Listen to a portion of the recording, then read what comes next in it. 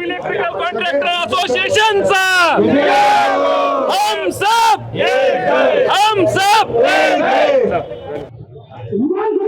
आवाज इंडिया पर आपका स्वागत है दोस्तों।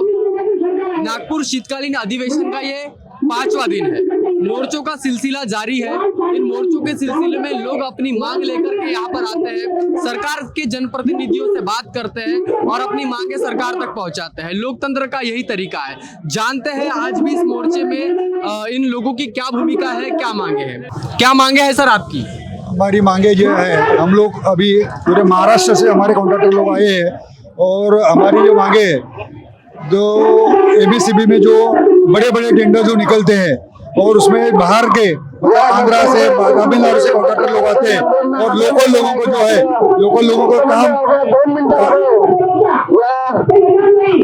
हमारे लोकल कॉन्ट्रैक्टर को काम मिलता नहीं है।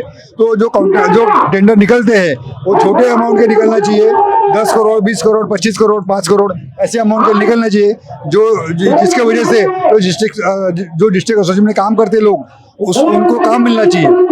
ये पहली मांगनी है। दूसरा, पीडब्ल्यूडी के बारे में हम लोग कहना चाहते हैं कि पीडब्ल्यूडी में सिविल कॉन्ट्रैक्टर मतलब ये सिविल जो काम है वो और इलेक्ट्रिकल काम जो है वो एकत्रित निविदा निकलते हैं। उसमें हमारा जो अस्तित्व है इलेक्ट्रिकल कॉन्ट्रैक्टर वो खत्म हो रहा है, क्योंकि इलेक्ट्रिकल कॉन्ट्रैक्टर का काम उसमें निकलता है। वो कोई भी आदमी उसे काम करता है जो काम जो सुशिक्षित नहीं रहते वो फिर उनसे काम करवाता है और कॉन्ट्रैक्टर को काम मिलता नहीं है। और इसलिए हमारे कॉन्ट्रैक्टर की इसको उपास मार की बारी आ रही है। इसलिए हम लोगों को ये कहना है कि इलेक्ट्रिकल के टेंडर जो है अलग निकालो और हमारे आदमियों को सबको काम मिलना चाहिए, हमारे कॉन्ट्रैक्टर को काम मिलना चाहिए। ऐसे हमारी मांग है पूरी। और जो हमारे पेमेंट्स बाकी है, हमारे पेमेंट दिवाली में हमारे कॉन्ट्रैक्टर को जो मेंटेनेंस वाले पीडब्ल्यूडी कॉन्ट्रैक्टर्स है उनको दिवाली में पेमेंट नहीं मिला, वो पेमेंट हमको मिलना चाहिए। ये हमारी मांग है। दूसरा है कि जो क्या है कि 15 करोड़ तक की जो हमारी सीमा है 15 करोड़ की, वो हमारे यहाँ होना चाहिए। 15 करोड़ जो कि सबको टेंडर भरना आना चाहिए और सबको काम मिलना चाहिए।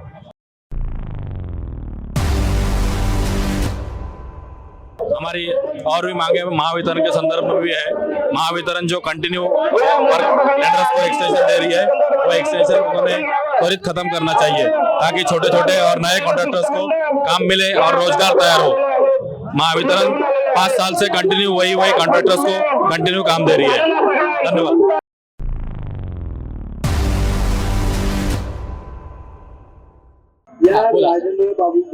सर्वांना नमस्कार। Federation of electrical contractor association of महाराष्ट्राच्या वतीने आज विविध मागण्याकरिता आम्ही इथे विधानसभेवर धडक मोर्चाचं आयोजन केलं होतं। यामध्ये सर्व जिल्हास्तरीय आमच्या विद्युत संघटनाचे प्रतिनिधी इथं हजर झाले होते आणि जे काही विद्युत कंत्राटदारावर अन्याय होत आहे त्या अन्यायाच्या विरोधात आम्ही आज धडक मोर्चा नियोजित केला होता आणि एक निवेदन रीतसर आम्ही तिथे विधानसभेमध्ये पोहोचवलं आणि मंत्री महोदयांनी आज उपस्थित नसल्यामुळं उद्याच्या मीटिंग मध्ये त्यावर चर्चा करू असं आश्वासन दिलं आहे। आणि आम्ही विद्युत कंत्राटदारावर जे काही अन्याय होत आहे, मोठे मोठे टेंडर मोठ्या कंपन्यांना जात आहे आणि स्थानिक कंत्राटदाराला कामं मिळत नाही, हा सर्वात मोठा अन्याय होत आहे। त्यामुळं आम्ही सर्व एकजुटीने इथं जमा झालेलो आणि आज इथं धडक मोर्चाचं आयोजन आम्ही सफल केलं आहे।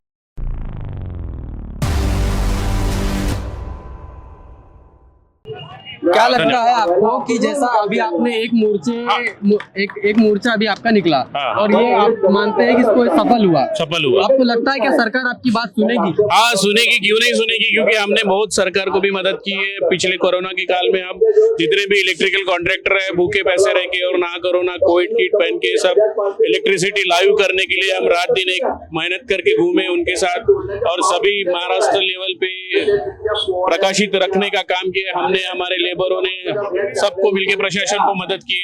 आश्वासन तो सरकार देने का काम करती है, चाहे अभी तक के जितने भी मोर्चे हुए बराबर सरकार सबको आश्वासन दे रही है, लेकिन इसका मतलब ये तो नहीं कि सभी की मांगे पूरी हो गई। मांगे वाजबी जो है, जो लीगल मांगे वो तो पूरी करेगा ही सरकार।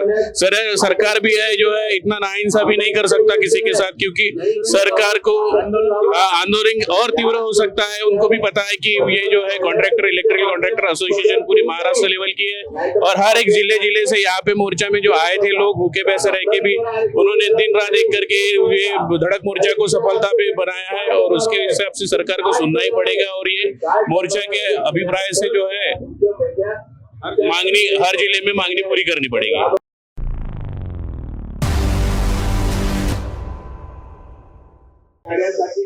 सरकार से बात हो गया है, सरकार ने शासन ने आश्वासन दिया है कि जो आपकी डिमांड है वो पूरी हो जाए, लेकिन ये बात को कम से कम 4 साल हो गए क्योंकि 2019 में हम लोगों ने ऐसा ही जो मोर्चा निकाला तो वहाँ से ये सब किया था, लेकिन अभी तक कुछ भी नहीं। सवाल यही है कि पूरे आप ही बता रहे कि पिछले 4 साल से आप ये आंदोलन और मोर्चा कर रहे हैं, तो आपको अभी क्यों लग रहा है कि सरकार आपकी बात सुनेगी? चलो मतलब ये है कुछ मांगे पिछले अधिवेशन के मोर्चा के टाइम में सरकार ने की है, जैसा कि बहुत दिन से पुराने रेट से हम काम कर रहे थे, वो हमको पूरा नहीं रहा था, लेकिन पिछले नवंबर महीने में गवर्नमेंट ने हमारी मांगे पूरी करके नए 25% उसको रेट बढ़ा के हमको नए निविदा के रेट बढ़ा दिए है। वो एक मांग बहुत समय से पेंडिंग थी, वो पूरी की है। अभी हमको आशा है कि जो क्लब निविदा है, जैसे सिविल बड़ी बड़ी कंपनियां हैं, उनको इलेक्ट्रिक का काम उनको देते हैं।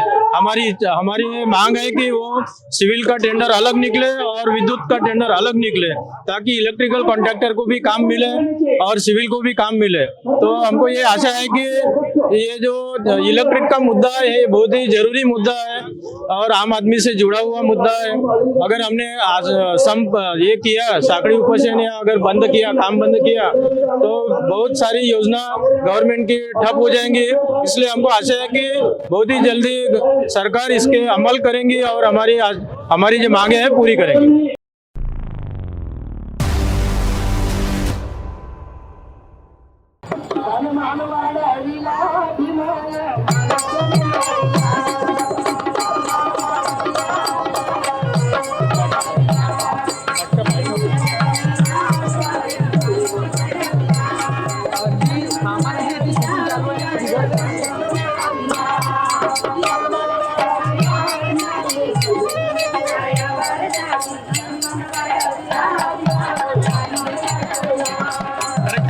हमारी मांगे हमारी मांगे हमारी मांगे आवाज दो आवाज दो आवाज दो।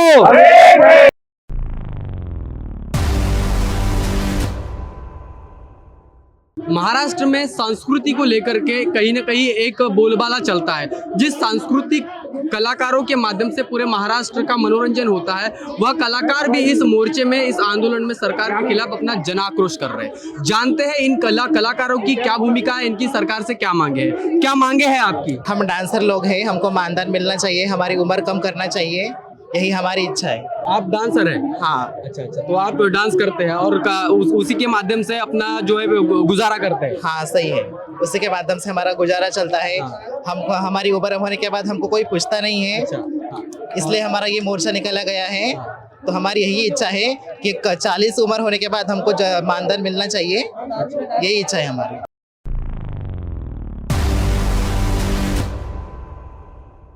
महाराष्ट्र सरकारने आणि केंद्र सरकारने आम्ही मानधन याच्यामध्ये वाढ झालेली पाहिजे आणि महिला मंडळाची वय कमी केल्या पाहिजे। आजकालच्या याच्यामध्ये वय जास्त कमी याच्यामध्येच असं दुखणं वगैरे चालू होतात, त्याच्यापेक्षा कमी झालेली पाहिजे। आणि काय म्हणतात, महागाई वाढलेली आहे, त्याच्यामुळे 2250 रुपयामध्ये काहीच होऊ शकत नाही। त्याच्यामुळे केंद्र सरकारने आमची पूर्ण केल्या पाहिजे, मागण्या पूर्ण केलेल्या पाहिजे। आणि ते जे फॉर्म आहे 100 फॉर्म आहे ते 500 फॉर्म पूर्ण अर्ज मंजूर केले पाहिजे।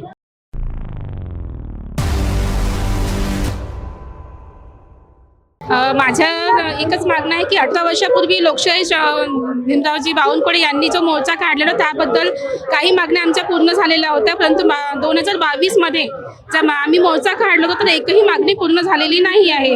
तर आता आम्ही 2023 मध्ये जो मोर्चा काढलेला आहोत त्या मागण्या आमच्या पूर्ण व्हाव्यात ह्याच सरकारची विनंती आहे आणि त्या आमच्या पूर्ण करून द्यावा।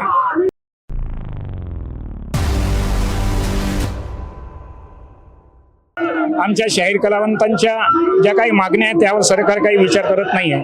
गेल्या वर्षीला सुद्धा आमच्या हजारोच्या संख्येनं मोर्चा निघाला, त्यामध्ये आम्ही काही मागण्या दिल्या होत्या, जसं मानधनामध्ये वाढ झाली पाहिजे.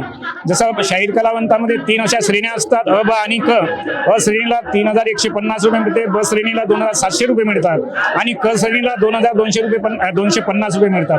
परंतु एवढ्या ह्या तुटपुंज्या मानधनामध्ये आमचा संसार काही बरोबर होऊ शकत नाही, कारण की या देशामध्ये महागाई वाढली, पेट्रोलचे भाव वाढले, गॅसचे भाव वाढले, महागाई वाढली, इतर वस्तूंचे भाव वाढले, तर आम्हाला जे 2250 रुपये मानधन मिळते त्यामध्ये आमचा काही गुजारा होत नाही. म्हणून आमची सरकारला मागणी आहे की ती 2250 रुपये जी आम्हाला मानधन मिळते ते जवळपास 8 ते 10 हजार व्हावं असं आमच्या सरकारकडनं मागणं आहे. दुसरं असं की कलावंतांना बस प्रवास मोफत असावा, कारण कलावंत रात्रभर जागून समाजाचं प्रबोधन करतात, समाजाला म्हणजे देशाला जी संस्कृती आहे ती संस्कृती जपण्याचं काम करतात. अशा सर्व कलावंतांना बसमध्ये मोफत प्रवेश मिळावा, त्यांना घरकुल राहण्याची व्यवस्था मिळण्यात यावी आणि नागपूर शहरामध्ये किंवा महाराष्ट्रातल्या प्रत्येक जिल्ह्यामध्ये एक सांस्कृतिक भवन हवं, कारण की विदर्भातील शाहीर कलावंत, महाराष्ट्रातील शाहीर कलावंत, भजन कलावंत, दंडाचे कलावंत हे जिकडे तिकडे फिरत असतात, कार्यक्रम करत असतात आणि जेव्हा बाहेरगावून ते इकडे तिकडे जात असताना थांबायसाठी त्यांना फार अडचण होते.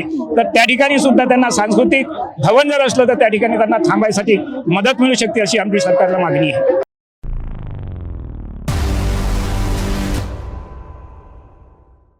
मध्ये आम्ही मोर्चा काढला होता कलावंत विषयी.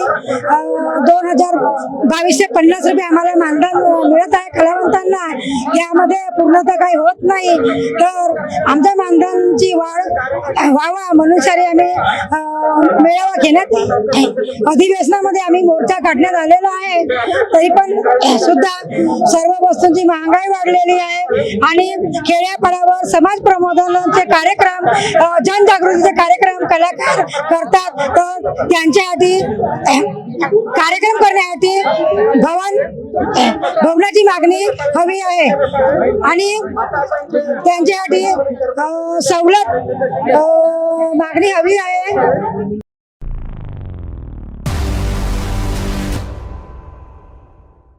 मागच्या वर्षी पण इथं कलावंताचा मूर्ती आम्ही आणला होता. संस्कृती मंत्र्यांनी आम्हाला आश्वासन दिलं की बाबा तुमच्या मागण्या रास्त आहेत, तुमच्या मागण्या मंजूर केल्याशिवाय राहणार नाही. पण बराच काळ वाट पाहत बघितली आम्ही. एक वर्ष झाला आमच्या मागण्या अजूनपर्यंत मान्य केले नाही शासनाने. पुन्हा आम्हाला नाही इलाज येण्याचा मोर्चा आणावा लागला आणि या मोर्चामध्ये का होतो पाहतो आम्ही. आमच्या मागण्या मंजूर जोपर्यंत होणार नाही तोपर्यंत आम्ही हलणार नाही, कारण नेहमी नेहमी नेहमी नेहमी हे आमच्यासमोर असंच होत राहते आजपर्यंत. आणि बरेचशा मागण्या आहेत आमच्या. पहिला पोटापाण्याच्या प्रश्न, मानधनात वाढ झाल्या पाहिजेत. पोट भरण्याकरता पुरेसे मानधन हवे आम्हाला. कमीत कमी शासनाने 10,000 रुपये कलावंतांना मानधन दिल्या पाहिजेत. कलावंतांना 10% या शासनाच्या तरतुदीनुसार 10% कलावंतांना घरकुल योजना आहे. ज्या गावात राहतो कलावंत, त्या शहरात राहतो त्या कलावंत, त्या शहराच्या लोकसंख्येप्रमाणे 10% कलावंतांना घरकुलच्या योजनेचा लाभ दिला पाहिजे. एसटी मध्ये सवलत पाहिजेत, रेल्वेमध्ये सवलत पाहिजेत, अशा बऱ्याचशा मागण्या आहेत. हा एवढा मोठा आमच्या पर्चा काढलेल्या पर्चामध्ये पूर्ण मागण्या दिलेल्या आहेत. आणि जोपर्यंत शासन आमच्या मागण्या मंजूर करणार नाही तोपर्यंत आम्ही इथून हटणार नाही.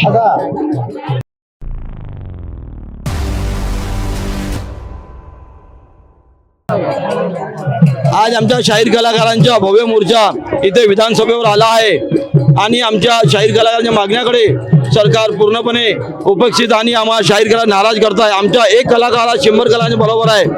त्या शाहीर कलाकाराची किंमत सरकारला समजत नाही आहे.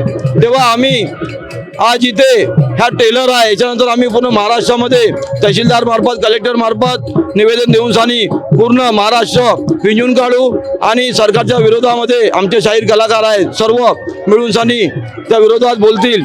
आमच्या महत्त्वाच्या मागण्या म्हणजे आमच्या शाहीर कलाकारांना 2250 मानधन मिळत आहे. ते मानधन अतिशय तुटपुंजी आहे. त्या 2250 रुपयामध्ये शाहीर कलाकार किराणा सुद्धा होत नाही. हा महागाई जमान्यानं काहीच होत नाही, ते आम्हाला मिळते. आणि आमदार खासदारांना ते आपल्या 10 मिनिटामध्ये पेमेंट दुप्पट करून घेतात. त्यांनी आम्ही मागच्या वर्षी मोर्चा काढला, एक पण मागणी पूर्ण केली नाही. तेव्हा आमच्या शाहीर कलाकारांना मजबुरीने आम्हाला इथे आणखी मोर्चा काढावा लागला. ह्या मोर्चाने पण नाही ऐकत आम्ही 18 तारखेपासून साखळी उपोषणावर बसणार आहोत यशवंत स्टेडियम येथे आणि त्यानंतर आमरण उपोषणावर बसणार आहोत।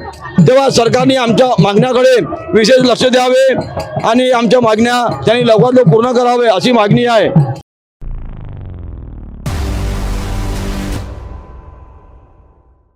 शासनाने 6 वर्ष झाले कोणत्याच प्रकारच्या कलाकारांचा निर्णय घेतला नाही।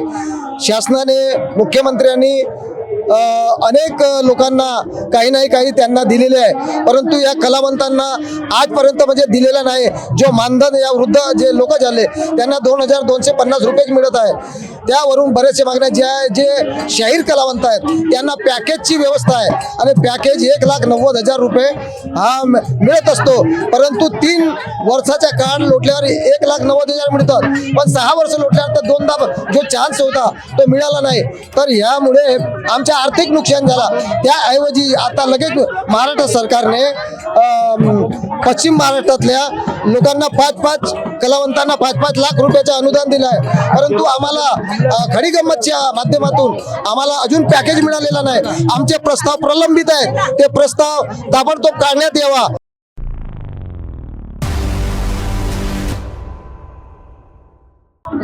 मानधन जास्तीत जास्त 50 वर्षापर्यंत 40 वर्षापर्यंत करावं आणि ज्या 6 ते 9 हजारापर्यंत माळ मिळावं। आम्ही समाज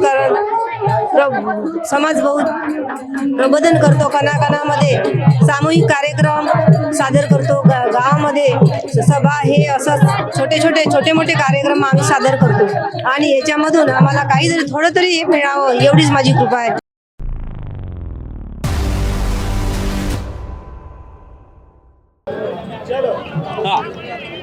स्वर्गीय बाळासाहेब ठाकरे आपका योजना मंजूर झालीच पाहिजे। आर्थिक महामंडळ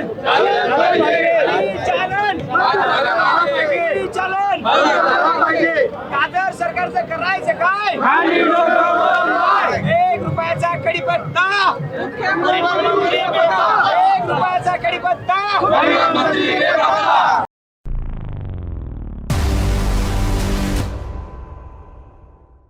बोला। जय संघर्ष वाहन चालक सामाजिक संघटनातर्फे हिवाळी अधिवेशनावर धडक मोर्चा काढला आहे। या मोर्चाचे मागचं कारण असं आहे की आमच्या जय संघर्ष ग्रुपची मागणी आहे स्वर्गीय बाळासाहेब ठाकरे अपघात योजना यांनी मंजूर करून अंमलात आणावी, वाहन चालकांना मोफत घरे देण्यात यावे, वाहन चालकांच्या मुलांना मोफत शिक्षणाची व्यवस्था करण्यात यावी, वाहन चालकांना पेन्शन योजना लागू करण्यात यावी, अशा विविध मागण्यांसाठी आम्ही जय संघर्ष ग्रुपतर्फे हिवाळी अधिवेशनात धडक मोर्चा काढला आहे। वाहन चालकांना जी रस्त्यावर मारहाण होते ती मारहाण थांबली पाहिजे, त्याच्या विरोधात सरकारने कायदा केला पाहिजे। जर काही एखादी ड्रायव्हर कुठे जरी अपघातामध्ये जखमी झाला तर त्या सरकारने त्या सरकारी योजनेतून त्या ड्रायव्हरचा पूर्ण इलाज केला पाहिजे। वाहन चालकांना ज्या बांधकाम कामगारांना ज्या दिल्या जाणाऱ्या सुविधा आहेत त्या संघर्ष ग्रुपच्या ड्रायव्हर लोकांना, सर्व ड्रायव्हर लोकांना दिल्या गेल्या पाहिजेत, रिक्षापासून ते बसपर्यंत, ट्रॅक्टरपासून ते ट्रकपर्यंत। अजून आमची अशी मागणी आहे की वाहन चालकांना जे आर्थिक महामंडळ आहे, आर्थिक महामंडळाची मागच्या वर्षी सरकारने घोषणा केली होती, पण सरकारने घोषणा करून फक्त आमच्या हातात फक्त गाजर दिलेलं आहे, म्हणून आम्ही आज गाजर मोर्चा सरकारला देणार आहोत, गाजर देणार आहोत। अशा विविध मागण्यांसाठी आम्ही आणि मागच्या वेळेस आता 4-5 दिवसापूर्वी 8 दिवसाची पोस्ट आहे की राष्ट्रवादीचे एक खासदार आहेत की त्यांना सांगितलं की तुम्ही एवढे पैसे वसूल करा पोलीस वाहिन्याकडनं, तरी ते पोलीस वाहिन्यांचं ते टार्गेट आहे आमच्या गाड्या वाढवून जो त्रास आहे तो ऑनलाईन चॅनल सुद्धा बंद करण्यात यावा। आतापर्यंत तर देश जसा स्वातंत्र्य झालाय 75 वर्षापासून काँग्रेस असेल, राष्ट्रवादी असेल, शिवसेना असेल, BJP असेल, सर्व पक्षांना आम्ही आजमावून चुकलोय। फक्त यांनी आमच्यापर्यंत आतापर्यंत 75 वर्षामध्ये फक्त गाजर दिलेलं आहे। आम्हाला अपेक्षा आहे की रिक्षा चालक मुख्यमंत्री एक रिक्षा चालक होते, मुख्यमंत्री बनले, यांच्याकडून सुद्धा आम्हाला अपेक्षा आहे, पण जर का रिक्षा चालक असून मुख्यमंत्री बनले तर त्यांच्या ड्रायव्हरच्या वेदना समजत नसतील तर मुख्यमंत्र्यांचा मी जाहीर निषेध करतो।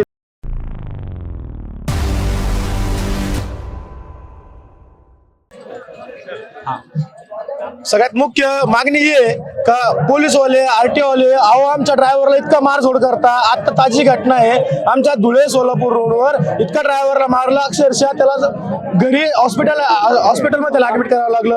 अहो टोल नाक्यावाले असतील सगळे आमच्या ड्रायव्हर बांधवर पोट भरतात. मग आमच्या न्यायासाठी आम्ही का लढू नये? आम्हाला नुसतं प्रत्येक वेळेस गाजर दाखवताय प्रत्येक वेळेस गाजर दाखवतोय. मग या शासनाला आमची काळजी नाही का? आम्ही देशाचा एक अविभाज्य भाग नाहीये का? मला हे मुख्य लक्ष जाणून द्यायचं आहे की जर ड्रायव्हर थांबला तर पूर्ण भारत जागेवर थांबल आणि जर आमच्या मागण्यांना मान्य जर केल्या नाही तर येणाऱ्या काळात पूर्ण चक्का जाम आंदोलन ही निश्चित करण्यात येईल आणि पूर्ण महाराष्ट्र हा ड्रायव्हर बंद ठेवेल. बस एवढी तिकीट पत्रिका मी देतोय.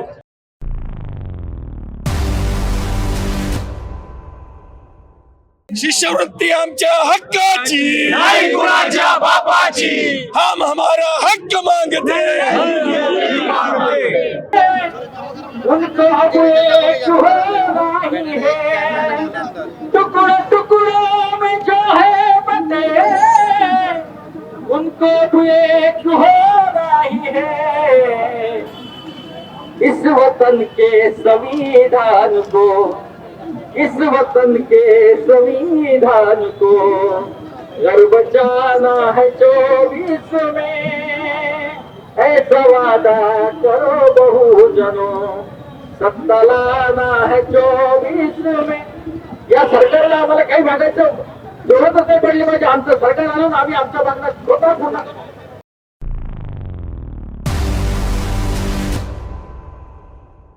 आजचा धडक मोर्चा आम्ही विधान भवनावर विद्यार्थ्यांच्या विविध उद्भवलेल्या समस्येच्या विरोधात आम्ही आजचा धडक मोर्चा विधान भवनावर नेत आहोत. त्याच्यामध्ये आमच्या विशेषकर मागण्या अशा आहेत की मागच्या 2 वर्षापासून विद्यार्थ्याची शिष्यवृत्ती खंडित करण्यात आलेली आहे. त्या खंडित शिष्यवृत्तीमुळे विद्यार्थ्यांना त्यांचे डॉक्युमेंट्स अडवण्यात येत आहे. त्याचबरोबर विद्यार्थ्यांचे हॉल तिकीट देखील अडवण्यात येत आहे. विद्यार्थ्यांना डॉक्युमेंट्स अडवल्यामुळे त्यांचे पुढचे शिक्षण उच्च शिक्षण घेण्यास तो असमर्थ ठरलेला आहे आणि हे सर्व शासन प्रशासनाच्या माध्यमातून त्यांच्यावर एक प्रकारच्या बर्डन टाकण्यात येत आहे आणि महाविद्यालय पैसे भरा तरच डॉक्युमेंट घ्या अशा प्रकारच्या भूमिकेत आहे. आणि प्रशासनातील माननीय प्रधान सचिव तसेच माननीय आयुक्त बकोरिया सर ह्या लोकांनी देखील हात उचललेले आहे. कुठेतरी हा ॲट्रॉसिटीज गुन्हा बनतो आणि हा गुन्हा संबंधित सर्व अधिकाऱ्यांवर लागू झाला पाहिजे. त्याचबरोबर प्रशासनावर देखील लागू झाला पाहिजे, शासनावर देखील लागू झाला पाहिजे. कारण तुम्ही एका अनुसूचित जातीच्या विद्यार्थ्याला त्याच्या शिक्षणापासून वंचित करतात. त्याचबरोबर बार्टीची फेलोशिप मागच्या 2 वर्षापासून देण्यात आलेली नाही. जेव्हा की पार्टीच्या हेडमध्ये आजही 1100 कोटीच्या घरात पैसा उर्वरित बाकी आहे असताना देखील आजही पार्टीचे विद्यार्थी फेलोशिपसाठी मागच्या 80 दिवसापासून आंदोलन करत आहे. त्याचबरोबर पार्टीमध्ये 75% अट जाणीवपूर्वक टाकण्यात आलेली आहे. ही याच्यासाठी टाकण्यात आलेली आहे की विद्यार्थी पार्टीच्या माध्यमातून संशोधक बनले नाही पाहिजे अशी त्यांची मानसिकता आहे. कुठेतरी विद्यार्थ्यांवर वेगवेगळ्या माध्यमातून ते अन्याय करत आहे आणि अन्यायाच्या वाचा फोडण्यासाठी आज आम्ही धडक मोर्चा विधान भवनावर नेतो. त्यांना ऐकावंच लागेल. असं कसं नाही ऐकणार? त्यांना ऐकावंच लागेल. आम्ही केवळ विधान भवनावर मोर्चा आणलेला आहे तो पण फक्त नागपुरात. याची धाग आम्ही संपूर्ण महाराष्ट्रात पोहोचवू आणि ही धाग एवढ्या मोठ्या प्रमाणात राहील की संपूर्ण महाराष्ट्रामध्ये एकाच वेळेस आंदोलन केलं जाईल आणि सरकारला आमचा आवाज ऐकावाच लागेल. त्याचबरोबर आम्ही वेळ पडल्यास आम्ही न्यायालयाची पण चौकट पार करू आणि विद्यार्थ्यांना न्याय मिळवूनच देऊ.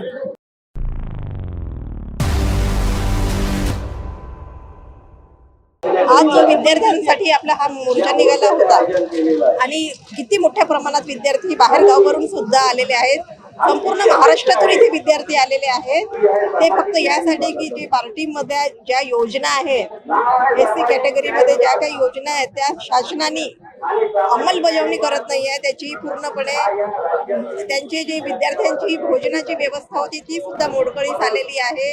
शासनाच्या ज्या काही विद्यार्थ्यांसाठी स्कॉलरशिपच्या योजना आहेत त्या सुद्धा थंड बसतात आहे. कॉलेजमध्ये ऍडमिशन घेताना जे त्यांना त्रास होत आहे SC लोकांना शुल्क भरावं लागत नाही पण प्रायव्हेट कॉलेजेस शुल्क भरायला लावतात आणि मुलांना ज्या प्रकारे त्रास देत आहे प्रत्येक क्षेत्रातल्या मुलांना इथे त्रास होत आहे. त्रस्त विद्यार्थी आणि पालक इथे आलेले आहे आपल्या मागण्या पूर्ण करण्यासाठी आणि बार्टीमध्ये ज्या काही योजना आहे त्या व्यवस्थितपणे सरकारने लागू करावं या मागणीसाठी सर्व विद्यार्थी आणि पालक आणि सामाजिक कार्यकर्ते इथे आलेले आहेत आपल्या मागण्या पूर्ण व्हावं म्हणून शिंदे फडणवीस सरकारने आमच्या या मागण्याकडे लक्ष द्यावं.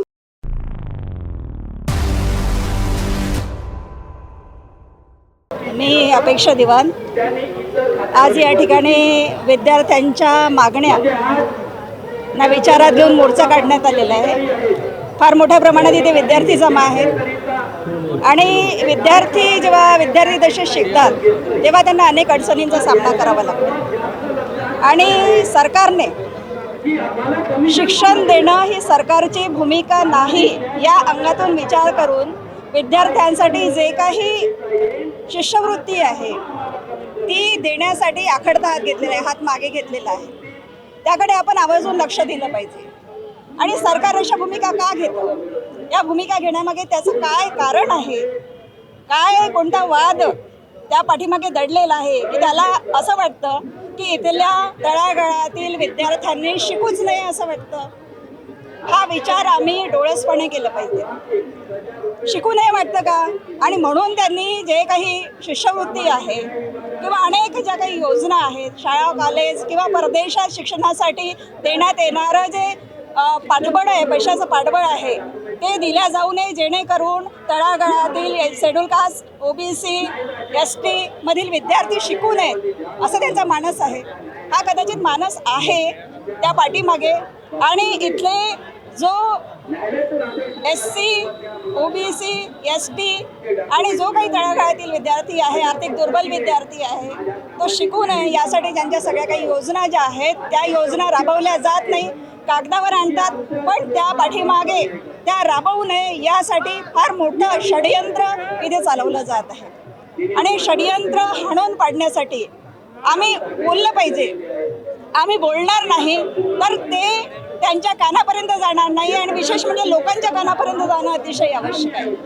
लोक जागृत झाले पाहिजे. लोक जागृत होत नाही त्यामुळे शिक्षणाचा प्रश्न आहे. शिक्षणाचा प्रश्न म्हणजे जीवन जगण्याचा प्रश्न आहे. शिक्षणाचा प्रश्न म्हणजे जाणीवा निर्माण होण्याचा प्रश्न आहे. हा जाणीवा निर्माण होणार नाही तर नवीन पिढी कशी घडणार आहे. शिक्षणच मिळणार नाही तर नवीन पिढी कुठल्या मार्गाला लागणार आहे. व्यसनाधीन होणार आहे का, गुंडागर्दी करणार आहे का, बलात्कारी होणार आहे का, गुन्हेगारी प्रवृत्तीमध्ये वाढणार आहे का, हा विचार सरकारने करायला पाहिजे.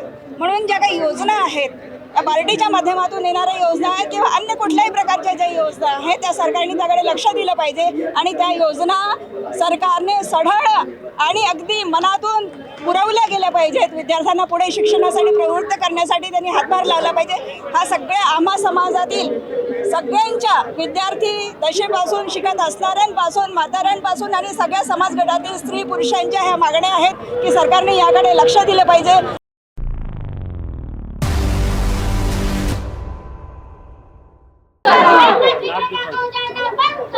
बंद करो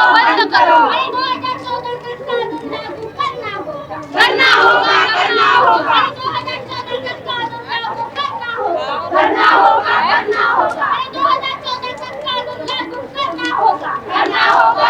होगा मिलनी चाहिए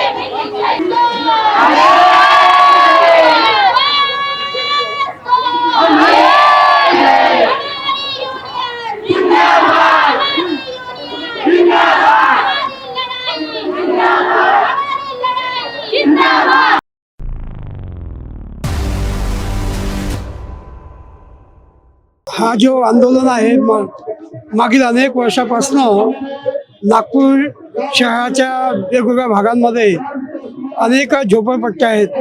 त्यांना मालकी हक्काचे पट्टे मिळावे यासाठी प्रत्येक वर्षी शहर विकास मंचच्या वतीनं अनेक प्रकारचे निवेदनं शासनाला दिलं जातं, परंतु ज्या झोपडपट्टीमध्ये राहणारे लोक आहेत त्यांना मालकी हक्काचे पट्टे मिळत नाही. घरेलू कामगारांना जे त्यांच्या संरक्षणात्मक बाबींचं संरक्षण होत नाही आणि जे मजदूर किंवा फुटपाथ दुकानदार त्यांना सतत त्रास दिला जातो आणि त्या अनुषंगाने त्यांना संरक्षित करता यावं, गोरगरिबांना न्याय अधिकार मिळावा, अन्न वस्त्र निवारा या गोष्टींची शासनाने पाठपुरावा करावा ही आमची अपेक्षा आहे आणि शहर विकास मंच यासाठी मागील अनेक वर्षापासून संघर्ष करते आहे.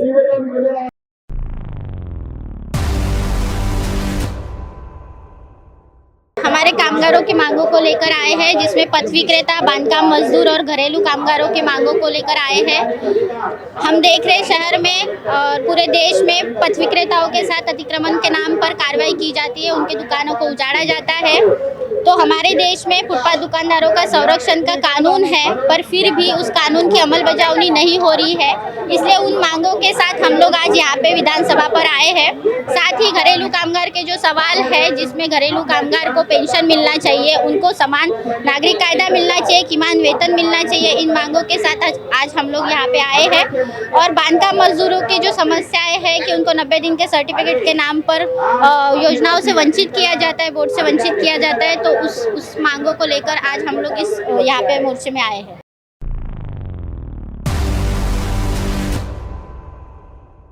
शहर विकास मंचच्या माध्यमातून गेल्या 15 वर्षापासून नागपुरातील सर्व झोपडपट्टीवासियांना मालकी हक्काचे पट्टे मिळावे यासाठी शहर विकास मंच गेल्या 15 वर्षापासून या समस्यांना घेऊन आंदोलन करीत आहे।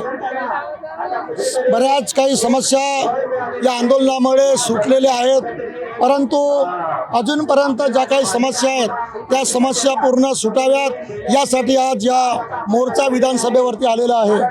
नागपूर शहरातील ज्या काही खाजगी जागेवरती झोपडपट्ट्या आहेत त्या खाजगी जागेवरील झोपडपट्ट्यांना अजूनपर्यंत मालकी पट्टे मिळाले नाही।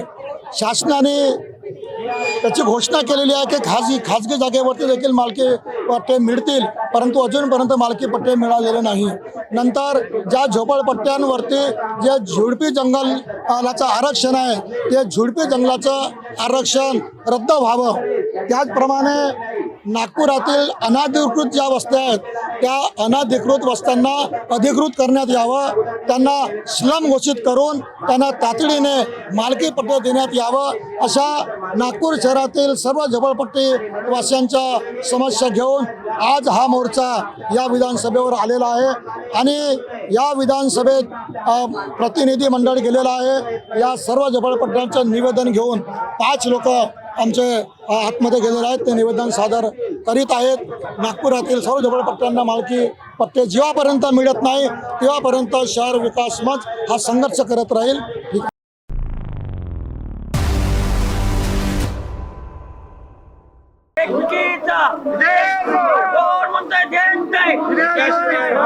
नवीन आमच्या हक्काची शेतकरी एकजुटीचा।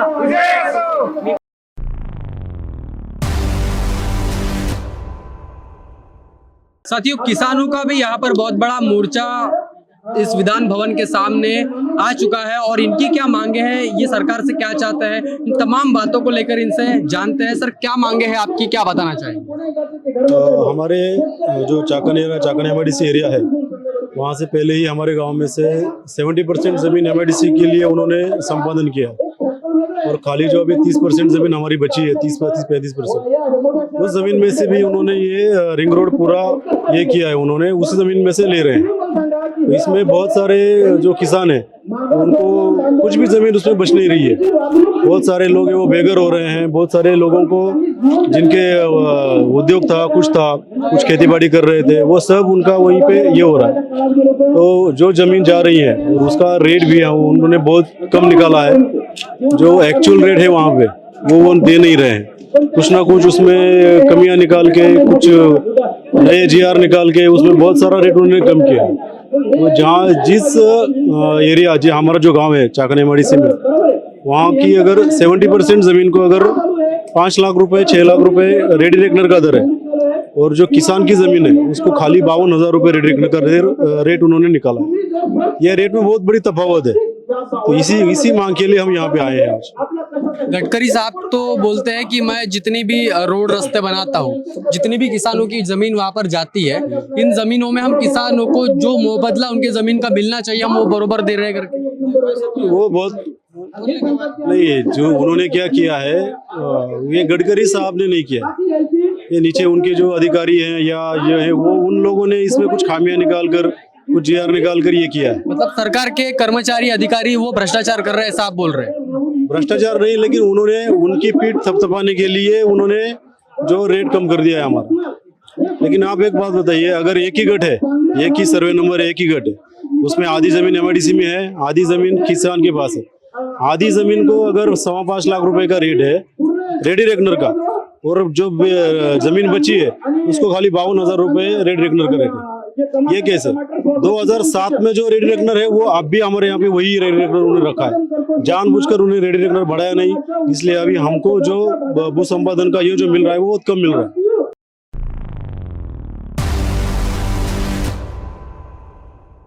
अक्कलकोटचे शेतकरी आहे, माझं गाव शिवारच्या नागनळी हद्दीमध्ये येतंय, गाव शिवारला माझ्या शेताच्या लगतच्या बाजूची जमीन यांनी आम्हाला 4 लाख 8 लाख रुपये देणार असे नोटीस दिले, पण सध्या परिस्थिती तिथं काय आहे, तुम्ही 700 ते 800 रुपये स्क्वेअर फुटनं जागा मिळत नाही, अशा स्थितीत असताना बाजारभाव न बघता रेडी रेकनरची भावाने तुम्ही नोटीस देता आणि बेकायदेशीररित्या आम्हाला बेकायदेशीररित्या दमदाटी देऊन शासनाने आम्हाला तुमची नोटीस पाठवून कायदेशीररित्या पोलीस फौज पाटा थांबवून आम्ही जागा कब्जा करू आणि काम करू असं कलेक्टरने आदेश देतात।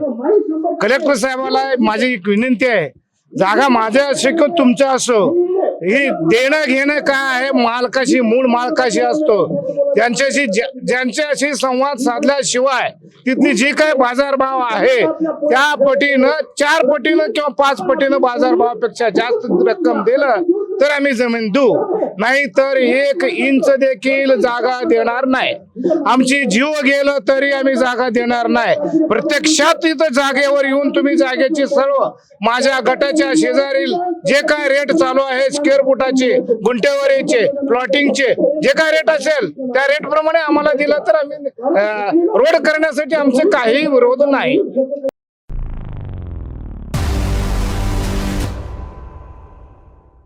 आमच्या इकडं चाकण एमआयडीसी आलेली आहे, तिथून आता पहिली जमीन आमची चाकण एमआयडीसी औद्योगिक क्षेत्रासाठी संपादित झालेली आहे। आता ते सगळं झाल्यानंतर आता पुणे रिंग रोड म्हणून नवीन प्रकल्प आलेला आहे, त्याच्यात आमच्या बागायती जमिनी जाऊन आम्हाला जिरायतीचे रेट देत आहे, रेट पण एकदम कमी काढलेले आहे, त्यामुळे शेतकरी एकदम आक्रमक असल्यामुळे त्यांना कुठल्याही भावात जमीन संपादित करून देणार नाही, योग्य मोबदला कमीत कमी 10 लाख रुपये गुंठा दिल्याशिवाय आम्ही कुठल्याही प्रकारे गव्हर्नमेंटला जमीन देणार नाही।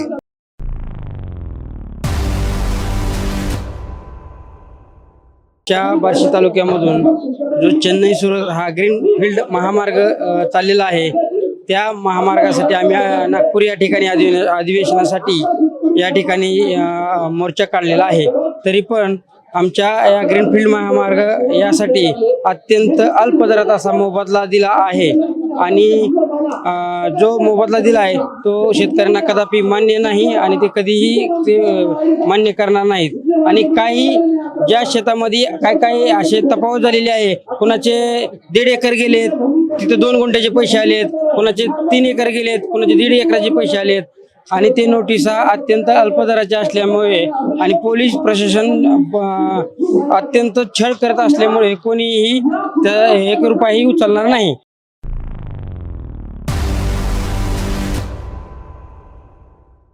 गेली 2 वर्ष झालं सुरत चेन्नईच्या वतीनं आम्ही हा लढा लढतो आहे। शेतकऱ्यांच्या ज्या जमिनी आहेत ते सरकार अगदी कवडीमोल भावाने घेत आहे, वरून सरकार कायद्याचा दुरुपयोग करून शेतकऱ्याला कसे पैसे कमी देता येतील अशा वेगवेगळ्या क्लुप्त्या आखल्या जात आहेत।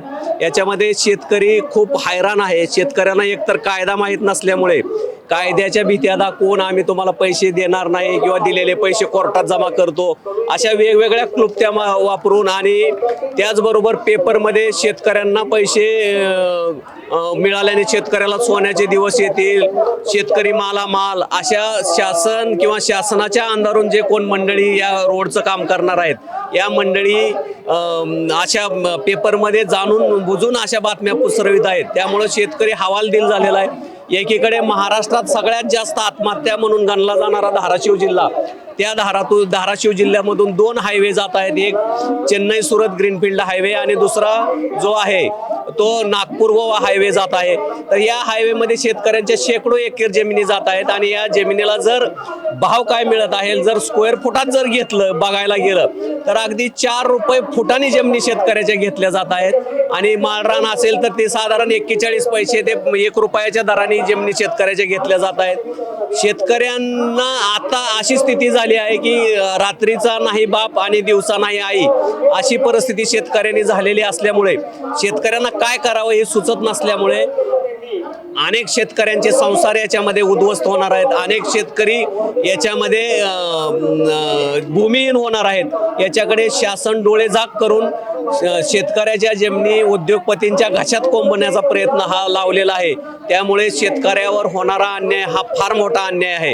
या अन्यायाला जाब विचारण्यासाठी आज महाराष्ट्रातून त्याचबरोबर आमच्या जिल्ह्यातून म्हणजे धाराशिव जिल्ह्यातून जवळपास 300 ते 500 शेतकरी इथं आले होते. यांनी इथं येऊन आपल्या भावना व्यक्त केलेल्या आहेत. मी पण त्यातीलच एक पीडित शेतकरी आहेत. हे बाकी आमच्या जवळच्या तालुक्यातले शेतकरी आहेत. या सगळा लोकांचा जो आक्रोश आहे, ती लोकांच्या जमिनी सरकार अगदी 1 लाख रुपये 2 लाख रुपये ते फार तर 4 लाख रुपयाच्या दराने घेत आहे. तर याच्यामुळे सरकार शेतकरी फार हवालदिल आहेत.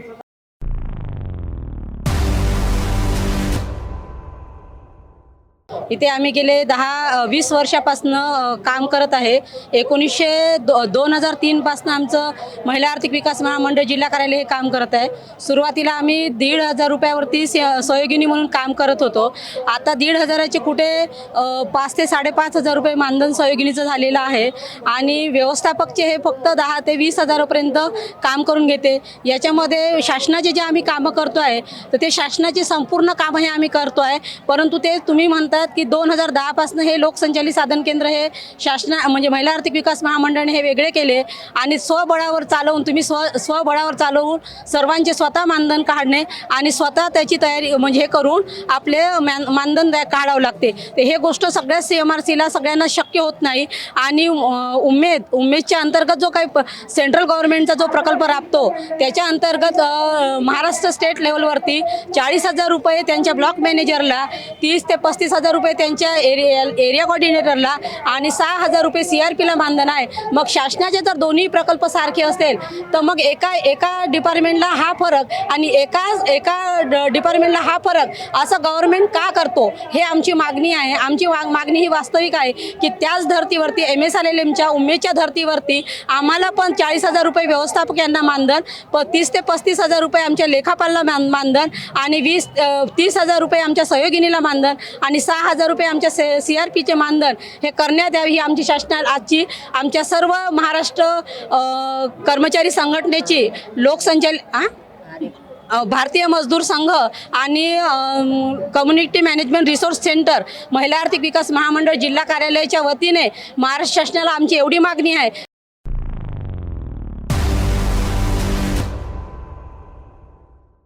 महिला आर्थिक विकास महामंडळ हे महिला बचत गटांसाठी काम करत आहे. 1975ला स्थापना झाली आणि 1998 पासून महिला आर्थिक विकास महामंडळ बचत गटाची स्थापना करत आहे आणि उमेद 2015-16 पासून बचत गटाची स्थापना करत आहे.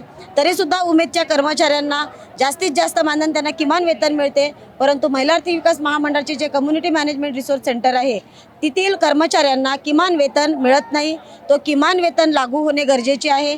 त्याचप्रमाणे जे माविमचे महिला बचत गट आहे, माविमच्या CMRC अंतर्गत स्थापन करण्यात आलेले महिला बचत गट आहे त्यांना 30,000 रुपये फिरता निधी RF मिळणे गरजेचं आहे. तसेच जे माविमची CRP आहे, माविमला जी तळागाळामध्ये CRP महिला बचत गटांचं काम करत आहे तिला 6,000 रुपये किमान माविम उमेदच्या धर्तीवर जे त्यांच्या CRPला जे वेतन मिळत आहे ते माविम अंतर्गत CMRCला असलेल्या CRPला वेतन मिळणे हे अत्यंत आवश्यक आहे. कारण ह्या आणि जे माविम अंतर्गत जे महिला बचत गट आहे ह्या बचत गटांना 60% व्याजदराने कर्ज मिळणं हे पण अतिशय आवश्यक आहे, कारण गरीब गरजू महिलांसाठी आम्ही पण काम करत आहोत।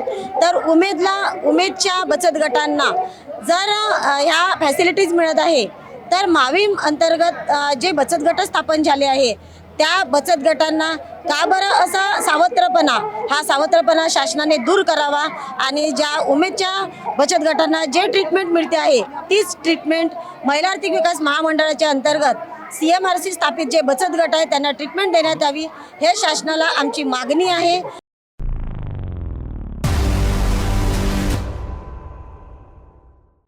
हमारे साथ में है महाराष्ट्र के अपनी शैली से जाने वाले कराड़े सर, जो कि अपनी शिक्षा की जो पढ़ाने का जो तरीका है उससे पूरे महाराष्ट्र में नहीं तो पूरे भारत में जाने जाते हैं। सर इस आंदोलन के साथ में जो महिला है इनके साथ में खड़े होने के लिए, इनकी आवाज़ बुलंद करने के लिए आए हैं। बात करते हैं और जानते हैं कि सर इनकी क्या भूमिका और इनकी क्या मांग है। सर काय सांगाल आपण?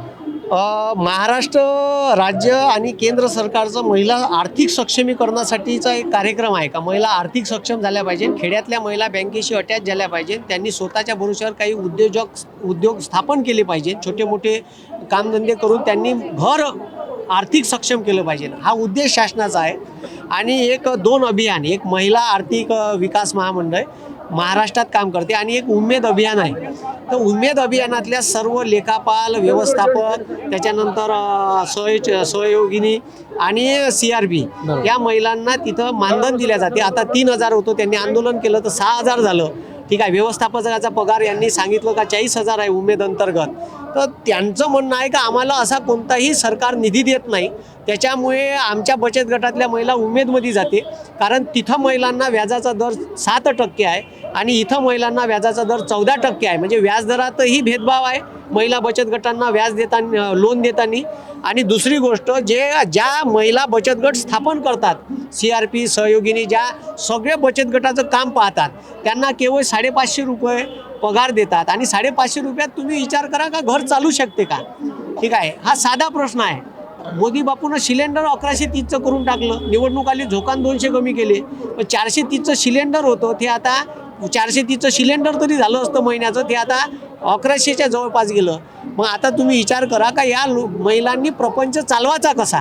म्हणून त्यांचा साधा प्रश्न आहे का आमच्या पगारात उमेदच्या महिलांना जेवढी पगारवाढ आहे तेवढी पगारवाढ आम्हाला द्या आणि आमचा मुद्दा मान्य करा। महाराष्ट्र शासनानं याच्याकडं आमच्या मुद्द्याकडे लक्ष द्यायला पाहिजे आणि आम्हाला न्याय द्यायला पाहिजे। या अपेक्षेनं या सर्व महाराष्ट्रातल्या महिला, ज्या महिला आर्थिक विकास महामंडळाअंतर्गत काम करून राहिल्या, त्यांचं हे आंदोलन आहे। मी त्यांना पाठिंबा देतो आणि शासनाला विनंती करतो का त्यांच्या मागण्या मान्य कराव्या। धन्यवाद।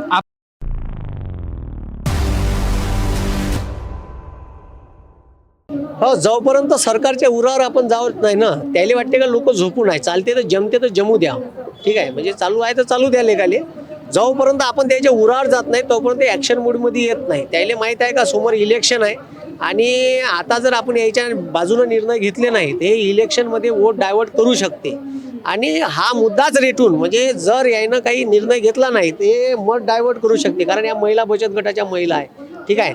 म्हणून शासनानं लवकरात लवकर यांच्या बाजू निर्णय घ्यायला पाहिजे। आम्ही जवान पोट्टे उरावर गेलो, त्याने निर्णय मागे घेतला, जोपर्यंत शांत होतो त्यानं ठीक आहे, कोणच आंदोलन केलं नसतं तर तो आजही JR लागू असता आणि आता ज्या या मागच्या महिन्याभरात 10,000 जागा निघाल्या, त्या जागा निघाल्या नसत्या। आपण 2024च्या निवडणुकी संदर्भात काय म्हणाल की आपण कराळे सर आमदार होणार आहेत, होतील, विद्यार्थ्यांच्या ज्या मागण्या आहेत त्या पूर्ण करतील? होतील तर हा नंतर प्रश्न आहे। लोकांनी मतदान दिलं आहे, लोक चांगले लोक चालत नाही, बदमाश लोक पाहिजे। 500 की नोट, मटन की वोट और 13 को वोट वाले लोक आहे, ठीक आहे। लोकांनी जर निवडून दिलं तर आपण जाऊ आणि निवडणुकीची पूर्ण तयारी आहे? हा, निवडणुकीची तयारी आहे। Thank you sir.